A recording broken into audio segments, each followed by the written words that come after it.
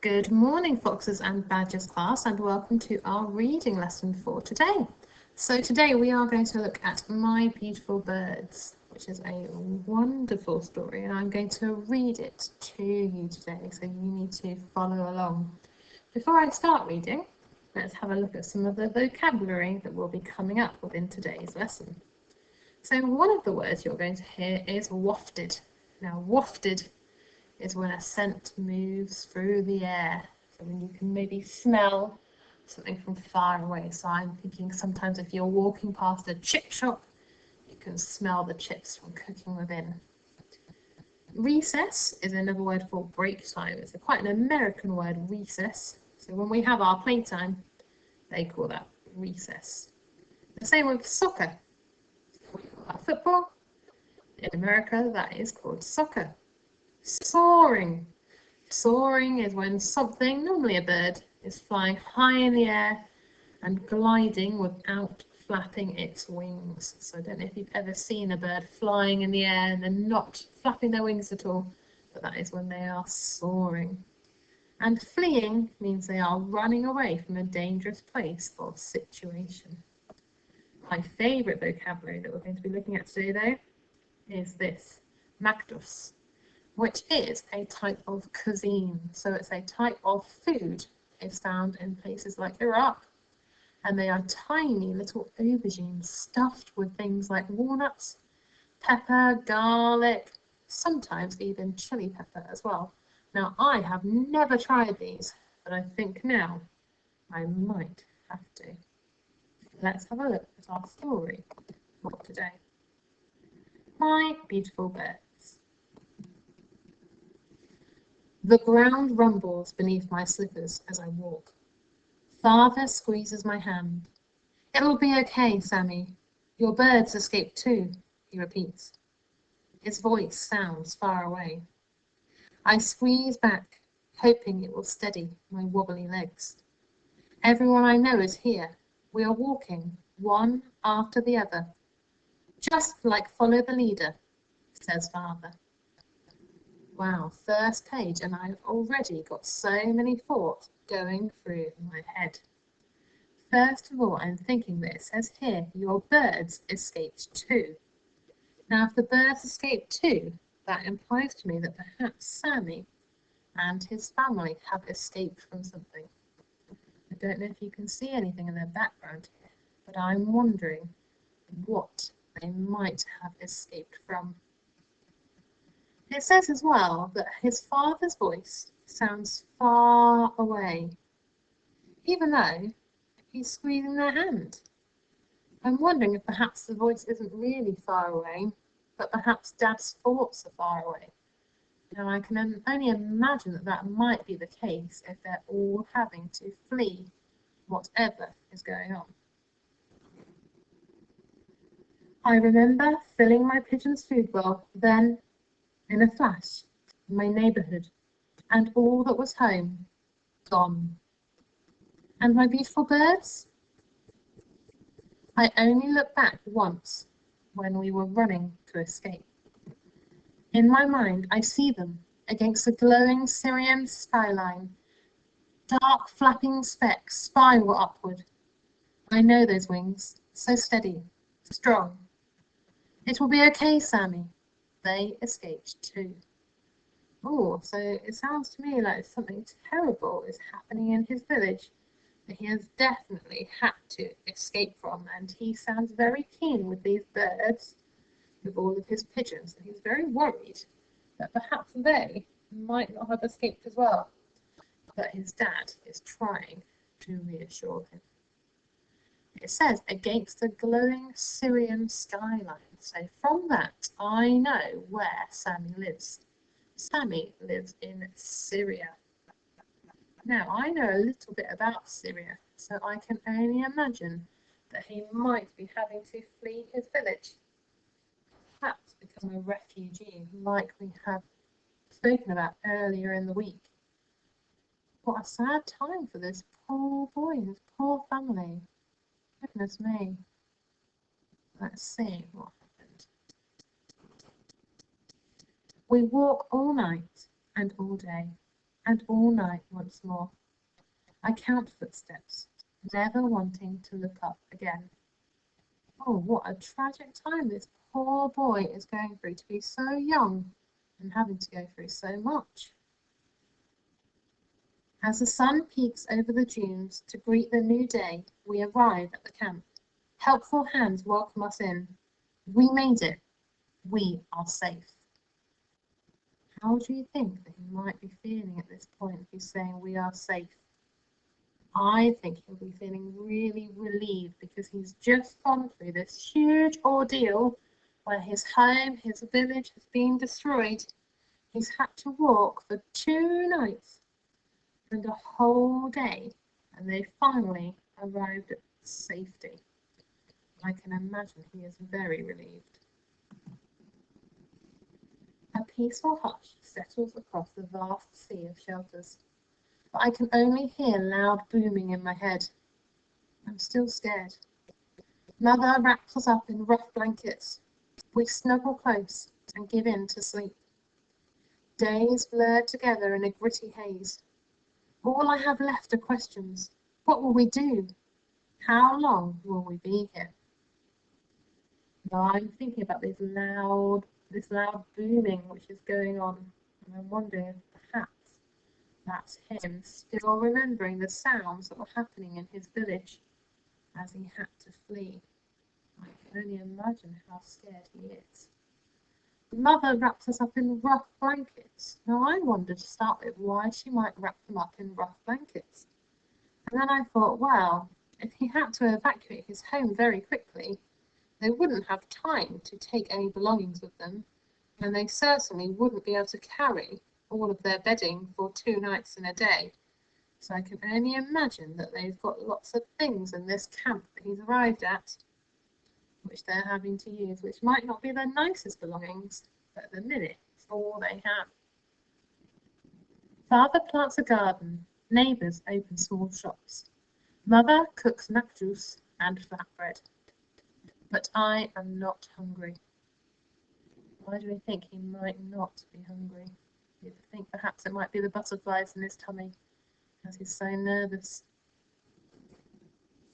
Sometimes the dry wind wafts soft music through the camp. I shiver, remembering the songs I would hum to my birds. I wish they were here. I wish it were like it used to be, just me and my pigeons up on our rooftop with the wind and the boundless sky. Happy. Free.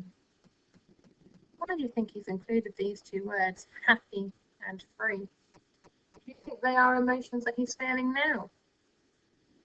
No, I think they are emotions that he felt once upon a time, but I think they're definitely not how he is feeling right now. Teachers open a school for the camp's children. They sing songs. They do maths.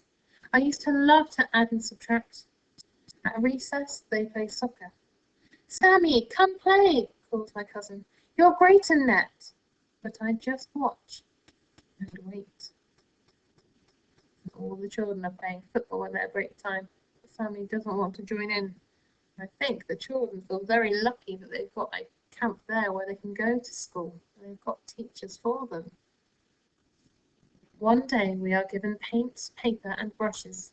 I try to paint my beautiful birds, knowing each wispy feather by heart. But the wisps turn to black. See his picture of his bird down here. I wonder why it might turn black. Smoky black smears from edge to edge, swallowing everything underneath. I tear my painting piece by piece. Black paint stains my hands and my clothes. My stained heart is torn to pieces too. Outside, I run. I run to escape the blackness. What do you think he might mean by all of this blackness that he's putting onto this picture? Could it perhaps be all of the smoke that engulfed his village? Could he perhaps mean all of the blackness because he's feeling very sad at the minute? And that's the colour that he's associating with that. At the top of a dune, I stop in my tracks. Is this my sky from home? The dune is like a big mountain of sand. You can see he's sat on top here. And he's looking at the sky, thinking, is this the same sky as I see from my village? The same rooftop clouds billow and swirl. My sky waits like a loyal friend for me to remember. I ask my sky to watch over my pigeons, wherever they are, to hide them in cloudy safety. Now, when the smoky nightmares boom, I watch the clouds. Sometimes fluffy cloud pigeons take shape, spiraling, soaring, sharing the sky. Can you see those cloud pigeons that the illustrator has drawn within the sky? Smoky nightmares. That's telling me that he's still very scared about whatever it is that happened to him before he left his village. If I close my eyes, sometimes I can see my birds, and sometimes I daydream that I hear them. Birds? I whisper. But where? How? Whose? These are not my birds. But it doesn't matter. You must be far from home too. Slowly I stretch out my arms, strong. The songs I try to forget rush through me as I hum softly. Steady. Now you are safe. This is the first time we've seen him smiling when he's seen these birds. Even though they're not his birds, he loves birds so much, he's glad that these ones have got to safety. A canary, a dove, a rosefinch, and a pigeon. Like feathered brushes, they paint the sky with promise and the hope of peace. Does the author mean that they're really painting the sky, these birds? What do you think they might mean by that? They paint the sky with promise and the hope of peace. I think maybe the author might be thinking they're not really painting the sky, but these birds remind him of when there used to be peace. They remind him of his birds and how hopeful and happy he used to be. Plumes of yellow, rose, shimmering turquoise, and white, all in harmony. I gather the seeds and spilled lentils I find on the ground to feed my new feathered friends. I trade metals for paper and wool so they can build a cozy nest. On bad days, they know just what to say. Ch-ch-ch-choo, coo, and what to do. Nuzzle, nibble, cuddle, and when it is best just to be. So I can see he was so obsessed about his birds at the beginning, but now he's getting a little bit happier because he's found some new birds that he can care for. At school, we make kites from discarded bags, rope and wood scraps that line the pathways.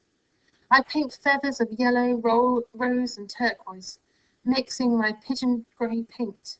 I use just one dab of black.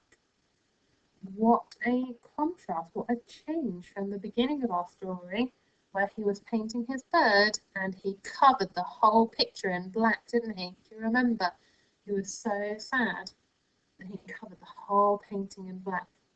Now he's saying there's just one dab of black. I wonder if that means that, he's still a little bit sad about what happened. He can't just forget about it. But actually, he's found some other things to make him happy now. Our kites zigzag and zoom in a game of tag. The sunbeams flicker through the whirl of kites, making the gritty sand sparkle.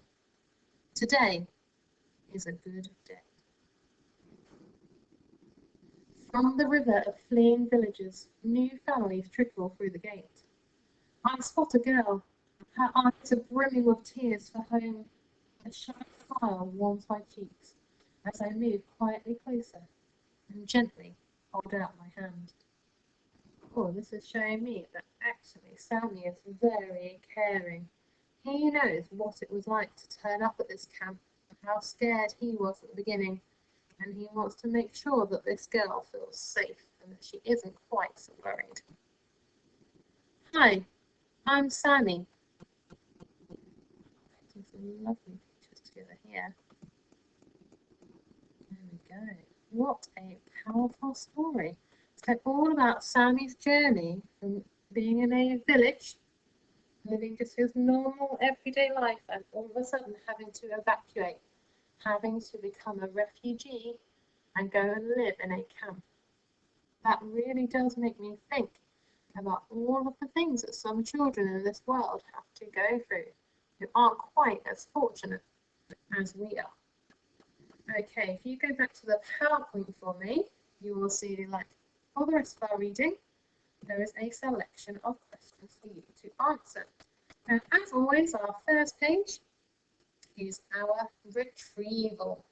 So this is where the answers are in the text.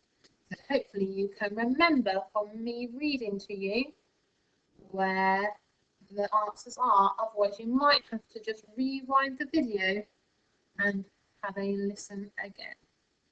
Have your best go answering all the questions, and then please email them into your teacher so we can see how you got on. I hope you enjoyed our story today. I certainly did.